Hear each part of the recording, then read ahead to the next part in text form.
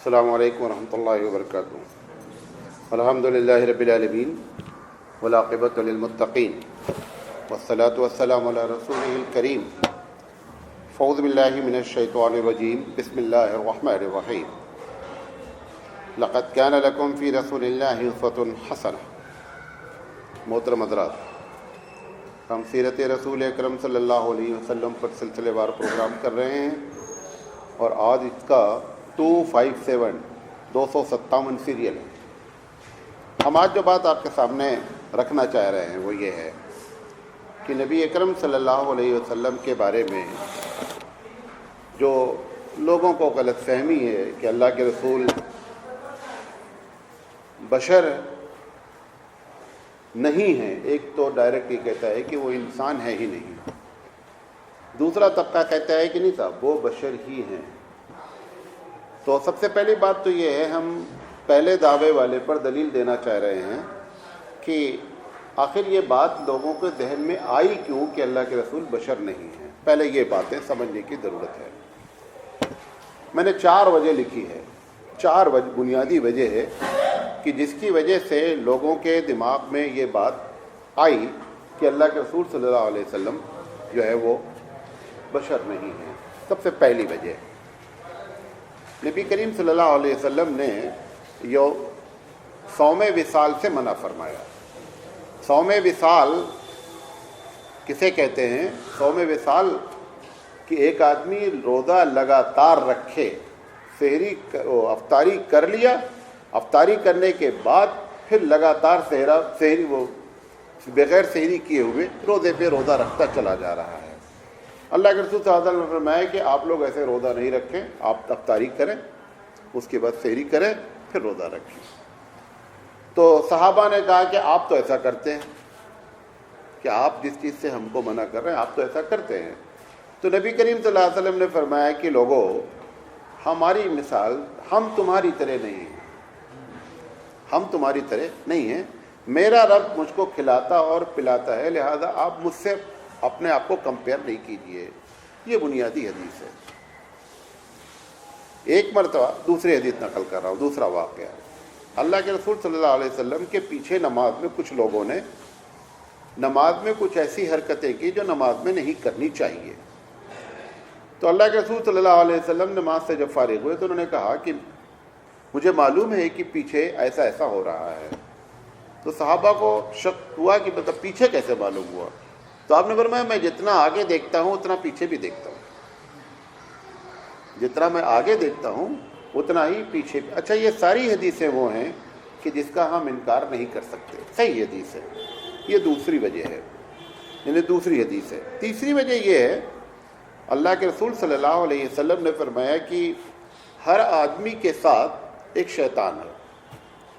ہم اس کو کبھی ہم ذات کہتے ہیں، کبھی ہم اپنی زبان میں پارٹنر کہہ دیتے ہیں، لیکن جب آدمی بچہ پیدا ہوتا ہے تو یہ صحیح حدیث ہے کہ اللہ کے رسول نے فرمایا کہ اس کے ساتھ ایک شیطان بھی ہوتا ہے.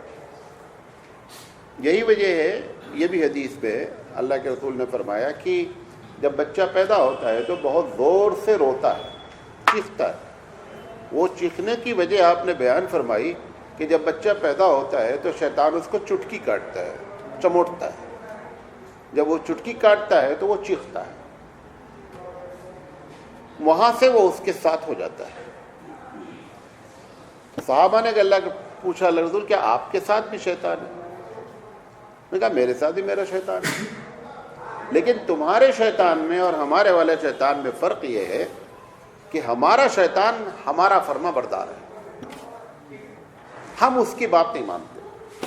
اور یہ بھی آپ کو بتا دیں کہ تمام انبیاء کے ساتھ اور خاص کر حضور اکرم کے ساتھ اللہ تعالیٰ کی یہ خاص جو ہے وہ نوازش ہے، اس کا رحم ہے کہ وہ اپنے نبی کو جگنے کی حالت میں درکنار، سونے کے حالت میں بھی شیطانی حملہ نہیں ہوتا ہے.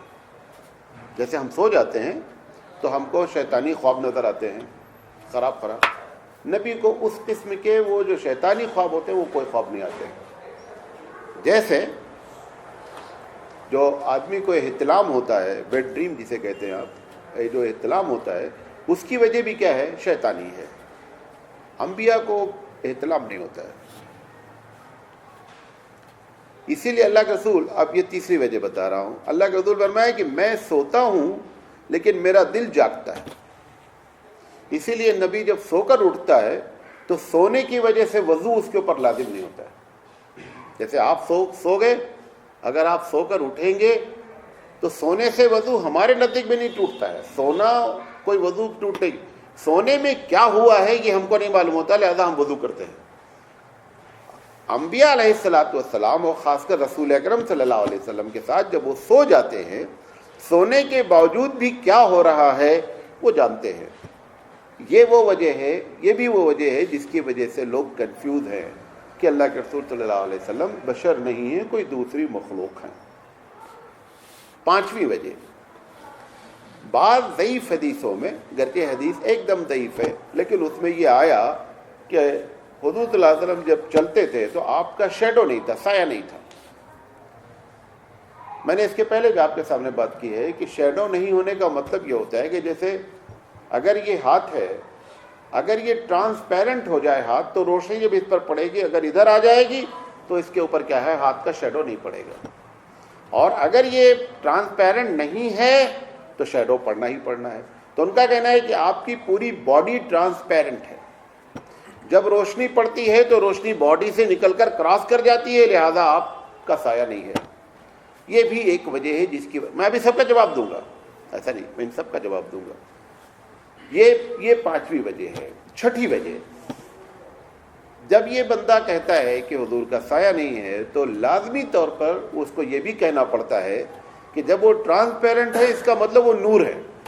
کیا ہے؟ وہ نور ہے اور نور سے پیدا ہوئے ہیں، لہذا وہ بشر نہیں ہے. ساتویں وجہ، اللہ کے رسول صلی اللہ علیہ وسلم نے اپنی زندگی میں کئی مرتبہ، ایک دو مرتبہ نہیں، سینکڑوں مرتبہ بعض ایسی باتوں کی اطلاع دی ہے کہ جو انسان کل کے بارے میں نہیں جانتا اور کل کے بارے میں آپ نے بتا دیا. بے شمار واقعات ہیں، جتنی پیشین گوئیاں ہیں ٹل ٹو قیامت تک کی اللہ کے رسول نے جو بیان کری، یقینی بات ہے کہ وہ ابھی پیش نہیں آئی تھی اور آپ نے ایک ایک گنا کر کے لوگوں کے سامنے بیان کیا. کبھی کبھی ایسا بھی ہوا کہ اللہ کے رسول صلی اللہ علیہ وسلم پر ایک کیفیت طاری تھی، آپ منبر پر کھڑے تھے، آپ نے کہا جو پوچھنا ہے پوچھو تم کو. صحابہ نے بہت سے سوالات کیے، ایک نے یہ بھی پوچھ لیا کہ میرا باپ کون ہے، کیونکہ اس کے باپ کے بارے میں رومر غلط تھی. تو وہ ایک کیفیت طاری تھی. اب اس وقت ہم کیفیت کہہ رہے ہیں، وہ کہتے نہیں، کیفیت ہی طاری تھی. وہ اللہ کے رسول صلی اللہ علیہ وسلم کی صفت ہے کہ وہ سب کچھ جانتے ہیں، لہذا انہوں نے کہا جو پوچھنا ہے پوچھو. یہ وہ وجوہات ہے جس کی بنا پر یہ ٹاپک چھڑا گیا. بات سمجھے میری؟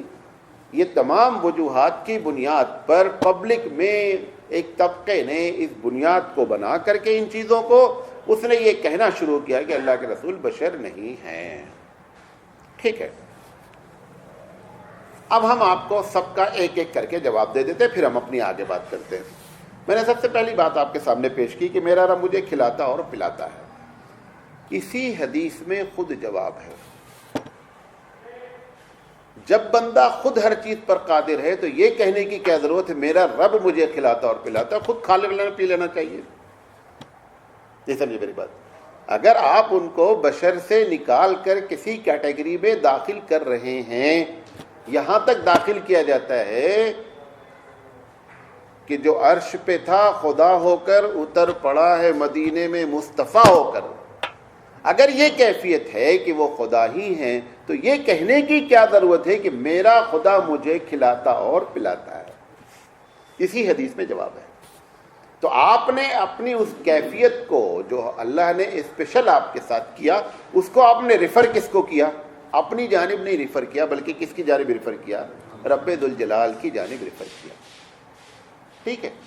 اچھا، دوسری چیز، میرا شیطان جیسا فرمایا ہے کہ لفظ جو استعمال ہوا ہے فقط اسلمہ، بعض جگہ استسلمہ بھی آیا ہے کہ وہ میرا بعض لوگوں نے جھٹکے میں یہ بھی ترجمہ کیا کہ میرا شیطان مسلمان ہو گیا ہے. لیکن جو علماء محققین ہیں، جن کی گہری نظر ہے، وہ کہتے ہیں شیطان مسلمان نہیں ہوتا ہے. یہاں پر اسلمہ کے اوریجنل معنی لیے جائیں کہ شیطان فرما بردار ہو گیا. اللہ کے رسول صلی اللہ علیہ وسلم کے ساتھ یہ جو معاملہ پیش آیا ہے کہ شیطان فرما بردار ہو جانا، یہ آپ کی اس انسانی صفت کی چوٹی پر ہونے سے شیطان بھی اس کے نیچے، آپ کے علم اور آپ کی بزرگی کے آگے اس کی کوئی حیثیت نہیں تھی، لہذا وہ آپ کے سامنے سرنڈر ہو گیا. کوشش تو برابر کرتا رہا، ایسا نہیں ہے، لیکن اس نے یہ سمجھ لیا کہ اب اللہ کے رسول پر محنت کرنا بیکار ہے، لہذا وہ آپ کی بزرگی کے آگے سرنڈر ہو گیا. اس کی وجہ یہ نہیں ہے کہ وہ خدا نہ خواستہ حضور کوئی دوسری مخلوق ہے لہذا وہ سرنڈر ہوا ایز اے انسانی. اور جب جبریل سرنڈر ہو گئے کہ آپ آگے جائیے ورنہ میں اگر جاؤں گا تو میرے پر جل جائیں گے، تو لہذا شیطان کی تو کوئی حیثیت ہی نہیں ہے. یہ جو تیسری چیز میں نے بتائی سائے والی بات کہ سایہ نہیں تھا، اس کے دو جواب ہیں. ایک تو یہ جواب ہے کہ یہ حدیث اس درجے ہی کی نہیں ہے کہ جس کو بطور دلیل کے پیش کیا جائے. ہمارے محدثین کے سیاستہ نے کسی نے قبول نہیں کیا اس حدیث کو. جو حدیث کی 6 اہم کتابیں ہیں اس میں اس حدیث کو کوئی درجہ نہیں دیا گیا، کیونکہ ایک راوی اس میں ایسا ہے جو جھوٹ باتیں کرتا رہتا ہے، تو لہذا اس نے یہ بات بھی جھوٹ کر دی. اگر یہ حدیث کی حقیقت میں سائے کی کوئی بات ہوتی تو اللہ کے رسول صلی اللہ علیہ وسلم کو مدینے میں یا مکے میں جب تبلیغ آپ نے شروع کی تو آپ کو کہنا چاہیے تھا کہ دیکھ تو مجھے پوچھتا ہے کہ آپ دیکھ مجھ میں اور تجھ میں کتنا فرق ہے کہ میں چلتا ہوں سایہ نہیں. یہی ایک دلیل کافی تھی، لوگ اپنے آپ سرنڈر ہو جاتے. ابھی آپ کے سامنے کوئی ایسا آدمی آ جائے کہ جس کا سایہ نہیں ہو، آپ اس کی پوجا ہی شروع کر دیں گے، یہ بڑا پہنچا کوئی ہے. تو اللہ کے رسول صلی اللہ علیہ وسلم کی اگر یہ کیفیت تھی، یہ 24 گھنٹے کی کیفیت تھی، آپ کو اپنی تبلیغ کے لیے دنیا بھر کی دوسرے دلال دینے کے بجائے صرف یہ ایک دلیل دیتے کہ تم کو سمجھ میں نہیں آتا کہ میں اللہ کا نبی ہوں، اس کا بھیجا ہوا ہوں، میری تمہاری کیفیت ایسی ہے. اس کے باوجود آپ نے اس بات کو کبھی نوٹ نہیں کیا. اس کے خلاف حدیث موجود ہے، اس کے پہلے بھی آپ کو نوٹ کیا تھا. اگر آپ کو یاد ہوگا، حضرت عائشہ صدیقہ رضی اللہ تعالیٰ عنہ ایک مرتبہ بیٹھی ہوئی تھی اور نبی کریم صلی اللہ علیہ وسلم کا انتظار کر رہی تھی آنے کا. تو کسی بات پہ دونوں میں کوئی بات ہو گئی تھی، تو وہ انتظار میں تھی کہ حضور کب آویں. تو کہہ رہی کہ میں مستقل دروازے پہ نگاہ لگائے تھی. تو فرمایا حضرت عائشہ صدیقہ رضی اللہ تعالیٰ جب حضور آنے لگے تو ان کا سایہ پہلے داخل ہوا، تب میں سمجھ گئی حضور آ رہے ہیں. وہاں پہ سایہ کا ذکر ہے، وہاں پر سایہ کا باقاعدہ ذکر ہے، اور یہ حدیث صحاح کی ہے اور صحیح ہے. لہذا یہ سایہ کی بات کی جاتی ہے، اس کی کوئی دلیل ہمارے پاس نہیں ہے. دوسری چیز یہ جو کہا جاتا ہے کہ اللہ کے رسول نور سے پیدا ہوئے، دیکھیے جو سایہ مانے گا اس کو لازمی طور پر نور ماننا ہی پڑے گا، اس کے علاوہ کوئی شکل نہیں ہے، کیونکہ اس کو ٹرانسپیرنٹ ماننا پڑے گا، اور نور ٹرانسپیرنٹ ہوتا ہے کیونکہ وہ سایہ مانتا ہے. اس کے نتیجے کے طور پر کیا ماننا پڑتا ہے؟ اس کو نور ماننا پڑتا ہے. ان کی ایک دوسری دلیل قرآن مجید کی آیت بھی ہے، وہ یہ ہے کہ قد جاکم من اللہ نور و کتاب مبین، کہ تمہارے پاس نور آیا. اللہ نے ڈائریکٹ محمد صلی اللہ علیہ وسلم کو نور کہا ہے، لہذا وہ کہتے ہیں کہ اس آیت میں نور اللہ نے کہا ہے، نور آیا. اچھا، نور سے مراد اگر ایسا نور ہے کہ جو ٹچ نہیں کیا جا سکتا، جو ٹرانسپیرنٹ ہے، تو قرآن مجید نے قرآن کو بھی نور کہا ہے، جبکہ اس کو ٹچ بھی کیا جا سکتا ہے اور دیکھا جا سکتا ہے. دوسری آیت سورہ شورى کی ہے کہ وَجَعَلْنَاهُ نُورًا نَهْدِي بِهِ مَن نَّشَاءُ، کہ ہم نے اس کو نور بنایا. اللہ کی کتاب اپنے بارے میں کہہ رہا ہے کہ اس کتاب کو میں نے نور بنایا جس کے ذریعے لوگوں کو ہدایت ہوتی ہے. تو اگر نور وہاں پر اس معنی میں ہے تو یہاں پر بھی نور کو نور مانا لینا پڑے گا، جبکہ قرآن کا سایہ بھی ہوتا ہے اور قرآن کو دیکھا بھی جا سکتا ہے اور ٹچ کیا بھی جا سکتا ہے. حقیقت کیا ہے؟ جو لوگ قرآن صحیح معنی میں پڑھتے ہیں اور سمجھنے کی فکر کرتے ہیں، یہ اللہ تعالیٰ کا جو لفظ نور ہے یہ ہمیشہ ہدایت اور گمراہی کے اپوز پہ استعمال ہوتا ہے. وہ ہمیشہ تاریکی کو گمراہی کہتا ہے اور ہدایت کو کیا کہتا ہے؟ نور کہتا ہے. جہاں بھی آیا ہے اللہ کے رسول کو نور کہا گیا، ہم بھی نور مانتے ہیں. کس معنی میں نور ہے؟ کہ ہم گمراہی کے اندھیرے میں تھے، اس نور نے ہم کو نکال کر کے اجالے میں کر دیا. اس معنی میں ہم بھی نبی کو نور ہی مانتے ہیں. لیکن اگر نور آپ اس معنی مانتے ہیں کہ ٹرانسپیرنٹ ہیں، ان کو ٹچ نہیں کیا جا سکتا، سوال یہ ہے کہ جب جنگ احد میں پتھر مارا گیا تو نور کو چوٹ کیسے لگ گئی؟ نور کو چوٹ نہیں لگنی چاہیے، دانت شہید نہیں ہونے چاہیے، لہذا یہ جو بات کہی جاتی ہے یہ محض ایک لفظی بات ہے۔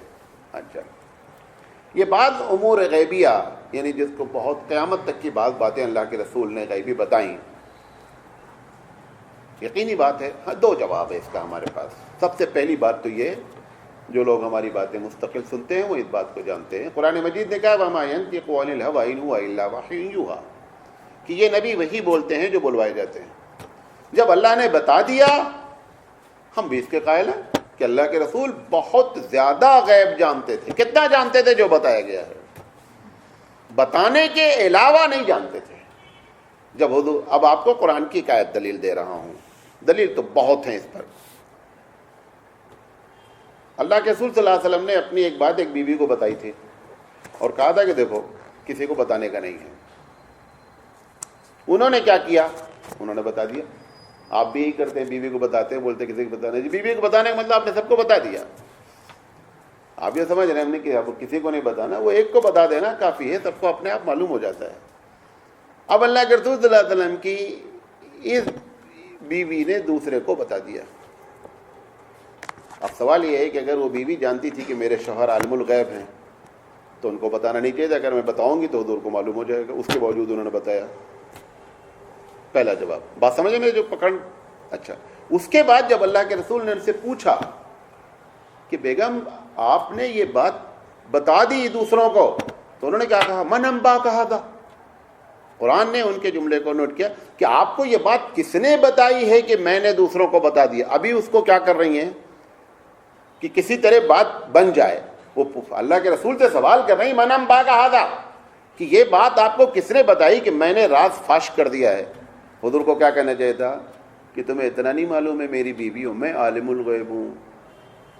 حضور یہ جواب دینا چاہیے۔ حضور نے کہا نبانی العلیم الخبیر، کہا مجھے اس نے بتایا ہے جو بڑا جاننے والا اور ہر خبر کو رکھنے والا، اس نے۔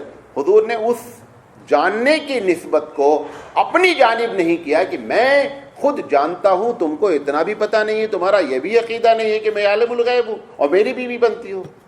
حضور نے یہ جواب بیوی سے نہیں کہا۔ اس سے معلوم ہوتا ہے کہ جو امور غیبیہ حضور نے بیان فرمائے ہیں بے شمار ہیں، ہم ان کو سرکل میں بھی نہیں لا سکتے، لیکن ہم اتنا ضرور کہتے ہیں جتنا بھی کوئی جانتا ہو اللہ کے مقابلے میں کچھ نہیں جانتا۔ اللہ اللہ ہے۔ اللہ کے رسول نے ہم کو استخارے کی دعا سکھائی، کیا کہا؟ اس میں کہا انت عالم ولا عالم، اللہ تو جانتا ہے میں کچھ نہیں جانتا ہے۔ حالانکہ جانتے تو ہر بندہ بہت کچھ ہے، نبی تو بے شمار باتیں جانتا ہے، لیکن اللہ کے مقابلے میں جب کمپیئر کر رہا ہے، موازنہ کر رہا ہے، تو کیا کہہ رہا ہے؟ میں کچھ نہیں جانتا ہوں۔ کیوں؟ اللہ کی شان جاننے کی۔ وہ کہتے ہیں کہ درخت کا پتا بھی گرتا ہے تو میری نالج میں ہوتا ہے، کتنے درخت ہیں اور پھر ہر درخت میں کتنے پتے ہیں اور روزانہ کتنے پتے گرتے ہیں، اللہ کہہ رہا ہے میں اس کو بھی جانتا ہوں۔ تو اگر اس لحاظ سے ہم اپنے علم کو یا نبی کے علم کو موازنہ کریں گے تو ہم کچھ نہیں ہیں۔ کرم پیر شاہ صاحب نے یہی بات کہی ہے کہ جب اللہ کے مقابلے میں نبی کے علم کو آپ تولیں گے تو ایسا ہے جیسے سمندر اور قطرہ، پوری دنیا کا علم ایسا ہے قطرہ، اس قطرے میں نبی سب سے زیادہ لیا ہے، لیکن یہ ممکن نہیں ہے کہ وہ سب کچھ جانتا ہے۔ سب کچھ اگر جانے گا تو پھر بہت سی آیتیں، بہت سے واقعات ایک ڈرامے کی شکل ہو جائیں گے کہ سب کچھ جانتے ہوئے سارا ڈرامہ ہو رہا ہے۔ خدا نہ خواستہ پوری لائف نبی کریم صلی اللہ علیہ وسلم کی جو اللہ نے کہا ہے کہ تمہارے لیے ان کی زندگی میں نمونہ ہے، وہ پورا معاملہ ختم ہو کر کے رہ جائے گا، کیونکہ وہ سب ایک آرٹیفیشل زندگی نظر آئے گی، مصنوعی زندگی نظر آئے گی۔ یہ باتیں تھیں جس کی وجہ سے یہ کنفیوژن ہوا اور یہ ٹاپک آیا۔ اب ہم بشر کے بارے میں آپ سے بات کرتے ہیں۔ ہم 19 منٹ بات کر چکے ہیں، 19 منٹ اور کریں گے انشاءاللہ۔ یہ جب ہم کسی کو بشر کہتے ہیں تو دیکھیں، ہم اسی معنی میں بشر کہتے ہیں، آپ کی کیفیت، آپ کے اندر جو بزرگی ہے اس کو تو ہم چھو بھی نہیں سکتے ہیں، پانا تو درکنار ہے، ہم اس کو سمجھ بھی نہیں سکتے ہیں۔ جب ہم بشر کہتے ہیں، جیسے ایک پرائم منسٹر ہے اور ہم ہیں، دیکھنے میں اس کے بھی دو آنکھ ہے، ہمارے بھی دو آنکھ ہے، ہم بھی کہیں گے منموہن سنگھ ایک آدمی ہے، لیکن منموہن سنگھ ہے، سراج صاحب سراج ہے۔ دونوں کا اگر آپ کمپیئر طاقت میں کریں، ویلو میں کریں، تو کوئی موازنہ ہی نہیں ہے۔ ہاں یہ کہہ سکتے ہیں کہ ہم کو بھی دو آنکھ ہے، اس کو بھی دو آنکھ ہے، وہ بھی چلتا ہے، ہم بھی چلتے ہیں، سانس لیتا ہے، سانس لیتے ہیں، کھاتا ہے، کھاتے ہیں، ہم بھی، اس معنی میں ہی ہم بشر کہتے ہیں۔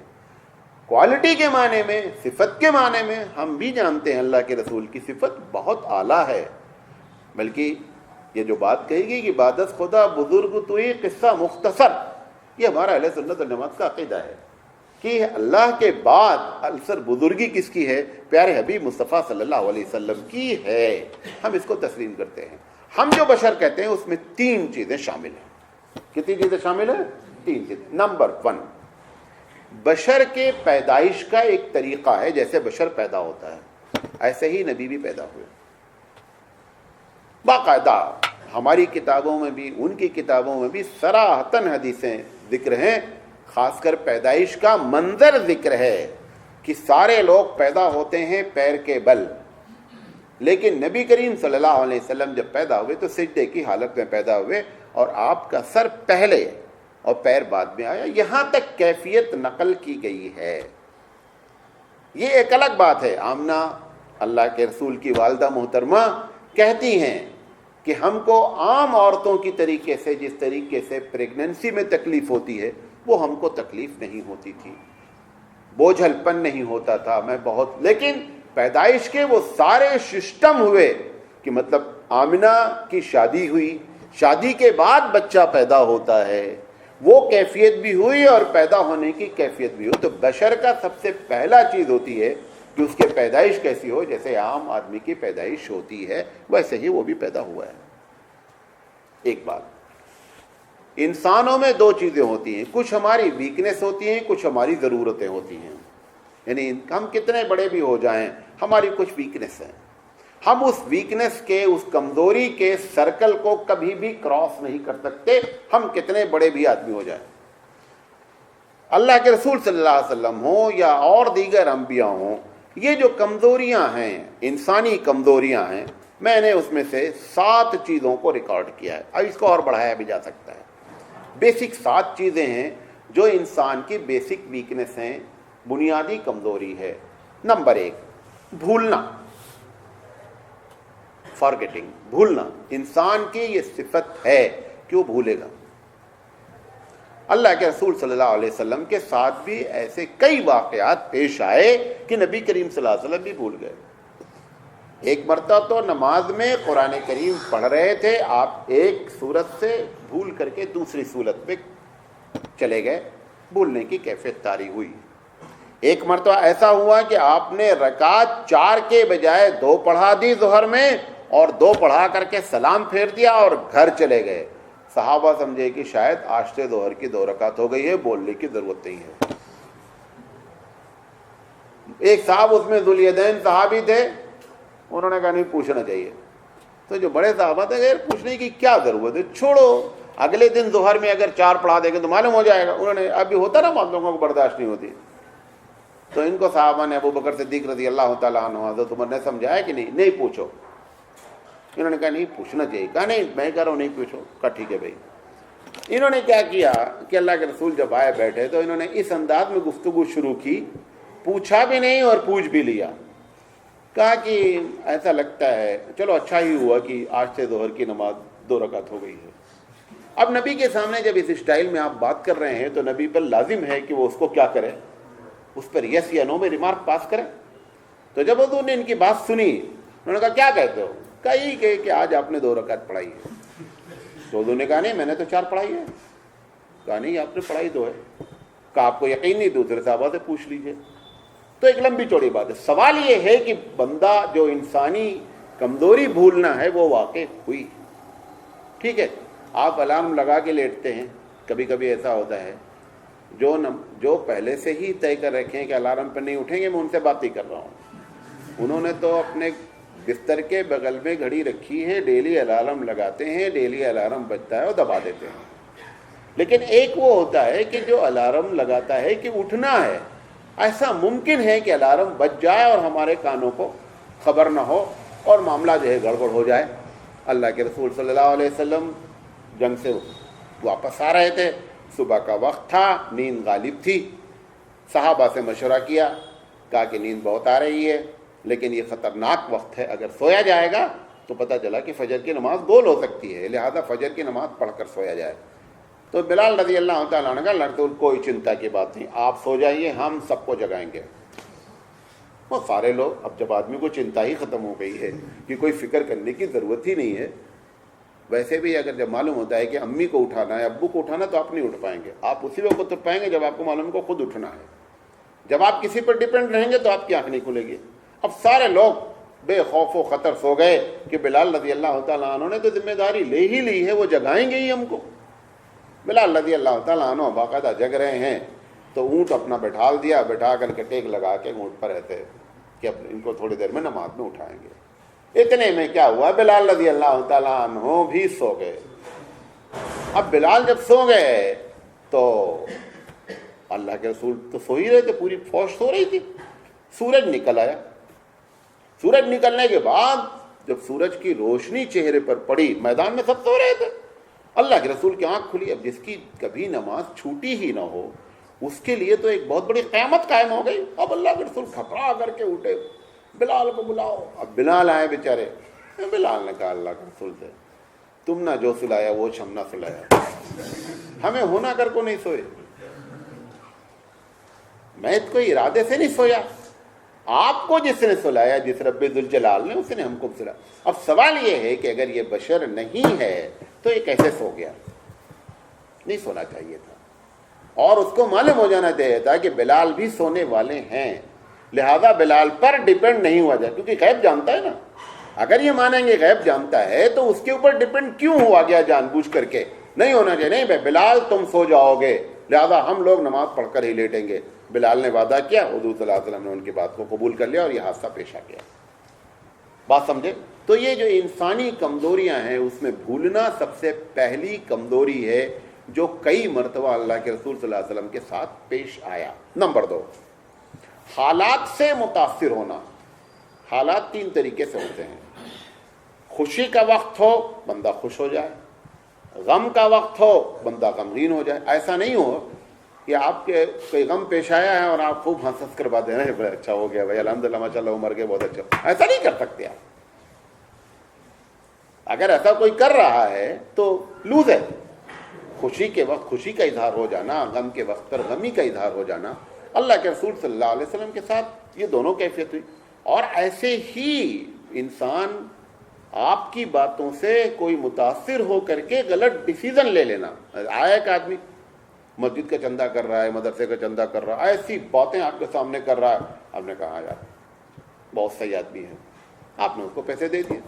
2 دن کے بعد معلوم ہوا کہ بگ چیٹر تھا. کیوں ایسا ہوا؟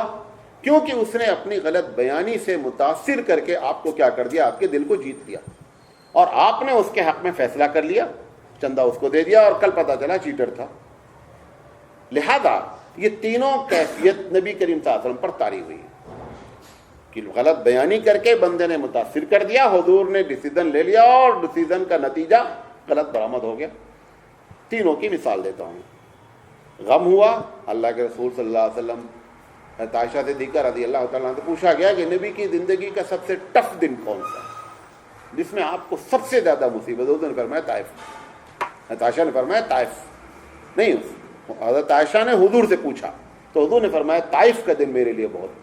اب آپ اندازہ کریں کہ طائف میں جس طریقے سے طائف والوں نے نبی کے ساتھ برتاؤ کیا، نبی اس سے غمگین ہوئے، پریشان ہوئے، حالات سے متاثر ہوئے. اسی طرح خوشی کا جب وقت آیا، اللہ کے رسول صلی اللہ علیہ وسلم کو ایک صاحب نے آ کر کے صرف اتنا ہی کہا کہ ہم اسلام قبول کرنا چاہتے ہیں. یہ جملہ کسی کا سن لیتے تھے آپ اندر سے کھل اٹھتے تھے. تو پتہ چلا خوشی کے وقت میں آپ خوشی ہوتی تھی، غم کے وقت میں غم ہو جاتا تھا. صاحب دادے کا انتقال ہوا، اللہ کے رسول صلی اللہ علیہ وسلم کی آنکھوں سے آنسو جاری ہو گیا. صحابہ نے پوچھا اللہ کے رسول آپ نے تو منع فرمایا ہے کہ رونے سے کسی کے مرنے پر. کہا میں نے جس رونے سے منع فرمایا ہے وہ جان بوجھ کر رونا ہے، یہ رونا فطری رونا ہے، اس کو کنٹرول نہیں کیا جا سکتا ہے۔ غلط بیانی، تیسری مثال دے رہا ہوں، کچھ لوگ آئے پلان کے ساتھ آئے کہ اللہ کے رسول صلی اللہ علیہ وسلم سے چل کر بات کرنی ہے، اور بات یہ تھی کہ ان سے جا کر کے غلط بیانی کی کہ ہمارے علاقے میں ایک بڑا قبیلہ ہے جو مسلمان ہونا چاہتا ہے، آپ لہٰذا اپنے کچھ اچھے سلیکٹڈ لوگوں کو وہاں بھیجیے تاکہ وہ تبلیغ دین کریں اور لوگ وہاں مسلمان ہو جائیں۔ حضور کو بڑی خوشی ہوئی کہ صاحب یہ تو بڑا اچھا ہے، ہم اتنی محنت کر رہے ہیں، یہ تو بہت بڑا قبیلہ اپنے آپ مسلمان ہو جائے گا۔ حضور نے بہترین قسم کے مبلغین سلیکٹ کیے کہ صاحب ان کو آپ لے جائیے اور لے جا کر کے یہ تبلیغ دین کریں گے۔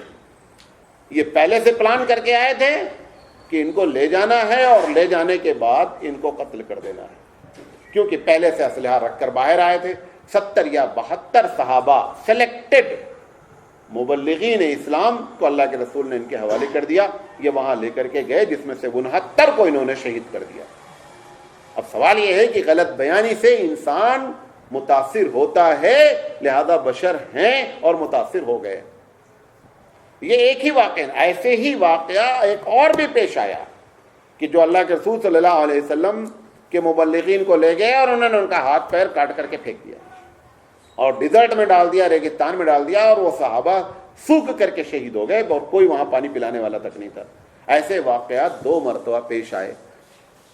اس کا یعنی تبلیغ دین کا، خود نبی کریم صلی اللہ علیہ وسلم کے ساتھ ایک عورت نے پلاننگ کی کہ ان کو دعوت دینی ہے، اور دعوت میں جو گوشت دینا ہے وہ گوشت زہر آلودہ ہے۔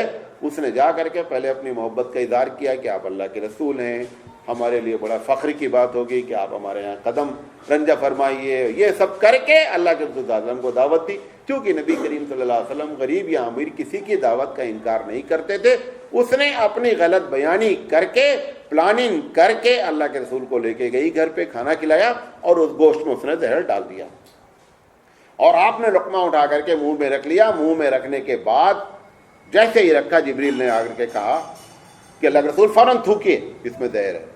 سوال یہ عالم الغیب کو منہ تک لقمہ لے جانے کے اس سے پہلے جانا ہی نہیں تھا، اس پروگرام کو ڈیلے کر دینا تھا کہ میں نہیں آؤں گا، اور پھر کھانا آ گیا سامنے تب بتا دینا تھا کہ اس میں زہر ہے۔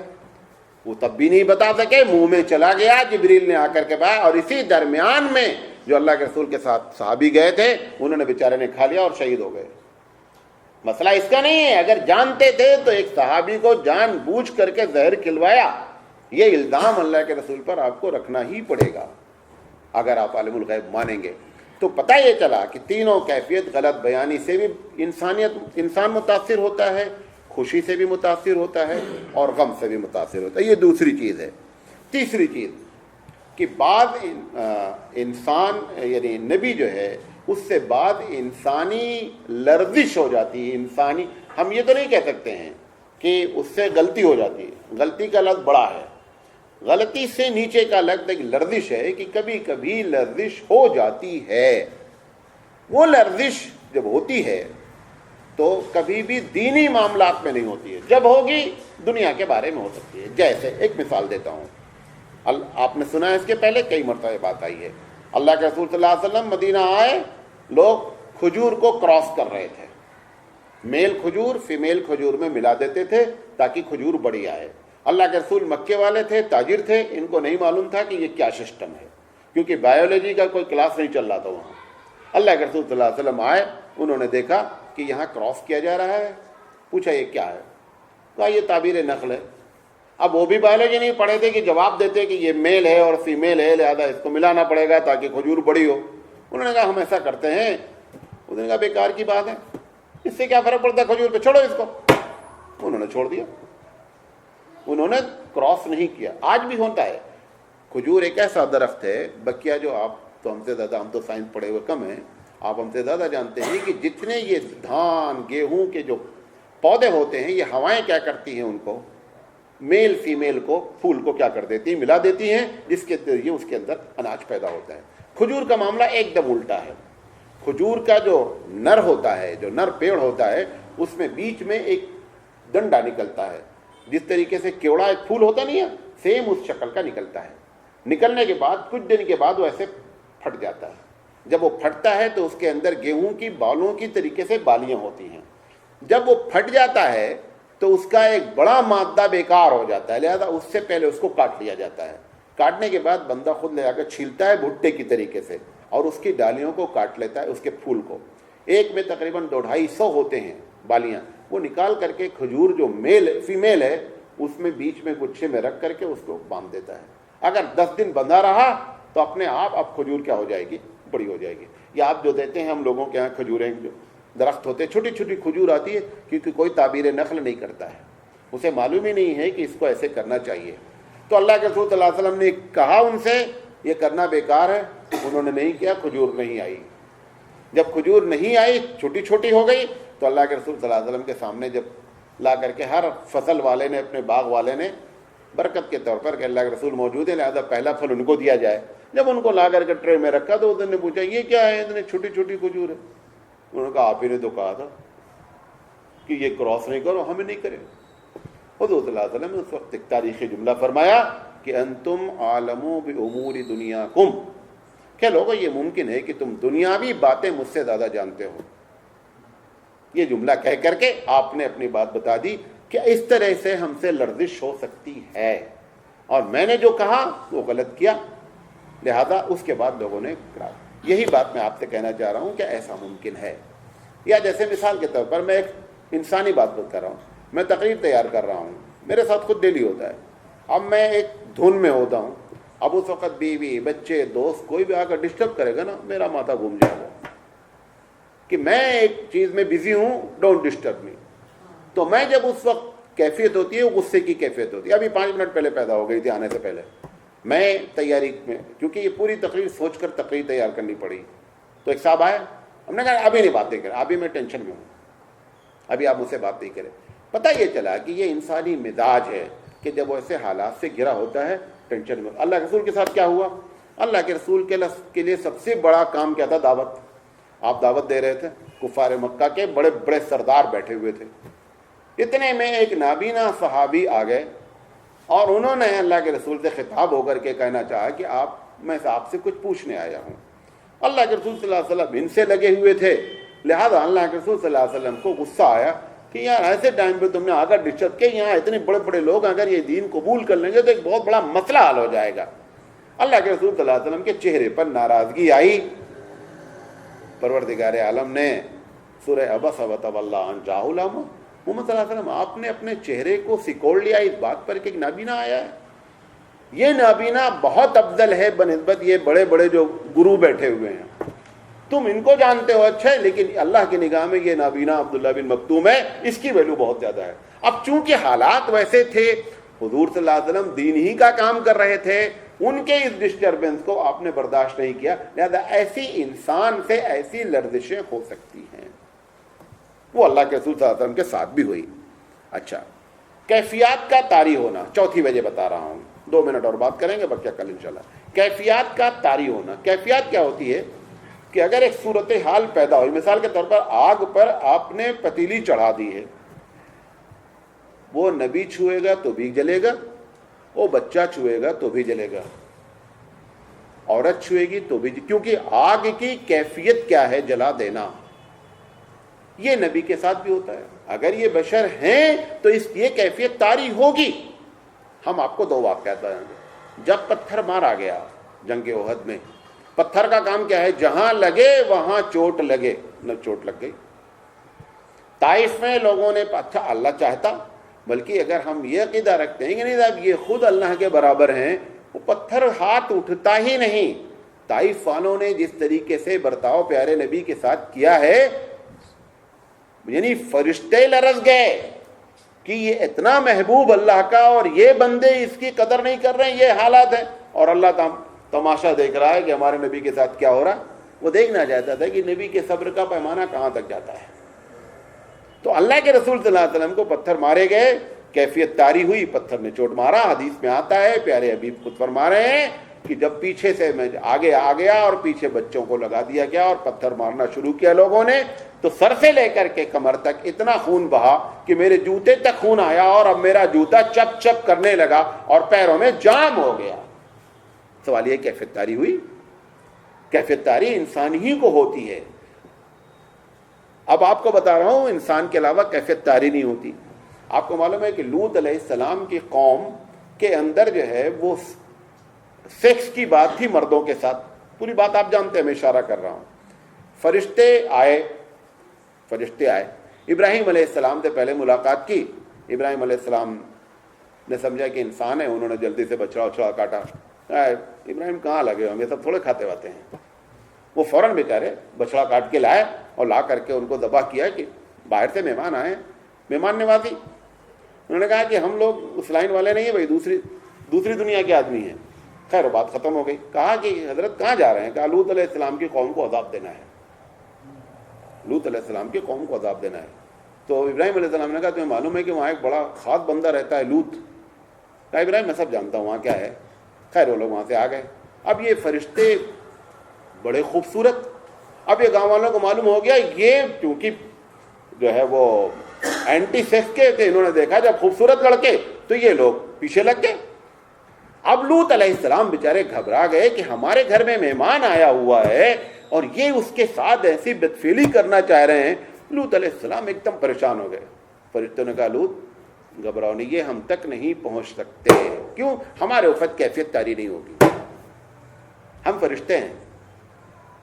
لوط گھبرائے اور نبی ہے, گھبرانا بھی نیچرل ہے کہ انہوں نے جب دیکھا کہ گاؤں والوں نے ایسا ماحول پیدا کر دیا کہ لوط جو تمہارے مہمان ہیں نکالو ان کو, تو لوط علیہ السلام گھبرا گئے. تو لوط علیہ السلام سے فرشتوں نے کہا, یہ قرآن کی آیت ہے کہ آپ گھبرائیے نہیں, یہ ہم تک نہیں پہنچ سکتے. پتھر مارا بھی جائے, اگر آپ پتھر کو فرشتے کو مارنا بھی چاہیں تو ہم مار نہیں سکتے. یہ لگتا ہی اسی کو ہے جہاں پر انسانیت ہوتی ہے. بات سمجھے میرے جو کہنا چاہ رہا ہوں؟ تو طائف کا واقعہ بھی موجود, جنگ احد کا, اس سے بڑا واقعہ بخاری کا موجود کہ اللہ کے رسول صلی اللہ علیہ وسلم پر غیر قرآنی علم کے ذریعے جادو کیا گیا اور آپ متاثر ہو گئے. قرآنی علم بھی نہیں تھا, غیر قرآنی علم کرنے والا غیر مسلم, متاثر کون ہو رہا ہے؟ نبی ہو رہا ہے, کیونکہ یہ بشر ہے اور بشری تقاضے اس کے اوپر طاری ہو جاتے ہیں. قاضی عیاض رحمۃ اللہ علیہ نے کہا کہ اگر یہ نہیں مانیں گے تو آپ کو کچھ اور ماننا پڑے گا, لہذا ماننا ہی پڑے گا, ورنہ بخاری جیسی حدیث کو یہ کہنا پڑے گا کہ حدیث صحیح نہیں. حالانکہ حدیث صحیح ہے اور تمام ہمارے جو ہے علماء اس بات پر اتفاق کرتے ہیں. ایک چھوٹا سا طبقہ یہ کہتا ہے کہ نہیں جادو نہیں ہوا, لیکن اگر آپ یہ مانتے ہیں کہ نبی بیمار ہو سکتا ہے تو نبی کے اوپر جادو بھی ہو سکتا ہے, نبی کو اگر بخار آ سکتا ہے تو نبی کے اوپر جادو بھی ہو سکتا ہے, اگر نبی کا سر درد کر سکتا ہے تو نبی کو جادو بھی ہو سکتا ہے. یہ ساری کیفیت طاری ہوتی ہیں اور یہ طاری ہونا اس بات کی علامت ہے کہ آپ بشر ہیں. انشاءاللہ زندگی رہی تو ابھی اس کا ایک حصہ باقی ہے, اور اس کا جو دوسرا حصہ ہے وہ یہ کہ اللہ نے قرآن مجید جو کہ محبوب تر ہیں اللہ کے, آپ کو معلوم ہے کہ اللہ کے محبوب تر بندے ہیں, اس کے باوجود جان بوجھ کر اللہ نے ایسا کیوں کرایا, اس کا بھی ہم جواب دیں گے. اور یہ بات بھی آپ کے سامنے انشاءاللہ رکھیں گے کہ قرآن مجید میں کون کون سی آیت ہے جس میں ڈائریکٹ اللہ کے رسول سے ایسا خطاب کیا جا رہا ہے کہ لگ رہا ہے عام خطاب ہے. ایک وہ بھی خطاب ہے کہ جس میں عرش معلیٰ پر اٹھایا گیا اور ثریا تک حضور کو پہنچایا گیا, لیکن ایسا بھی اللہ نے خطاب کیا ہے کہ جس سے معلوم ہوتا ہے کہ اللہ بتانا چاہتا ہے کہ محمد صلی اللہ علیہ وسلم تم میرے بندے ہی ہو, خدا نہیں ہو. انشاءاللہ زندگی رہی تو کل آگے بات ہوگی. وآخر دعوانا ان الحمدللہ رب العالمین. سبحان اللہ بحمدہ, سبحانک اللہم بحمدک, اشہد ان لا الہ الا انت, استغفرک و اتوب الیک. اگر کسی صاحب کو کبھی کوئی سوال کرنا رہے تو وہ جو ہے وہ ای میل ایڈریس نوٹ کر لیں, عمری قاسمی UMERIQASMI umriqasmi@yahoo.com. اور اگر تقریر سننا چاہتے ہیں تو ویب سائٹ کا پتہ نوٹ کر لیں www.fahmeislam.com. جزاک اللہ خیر.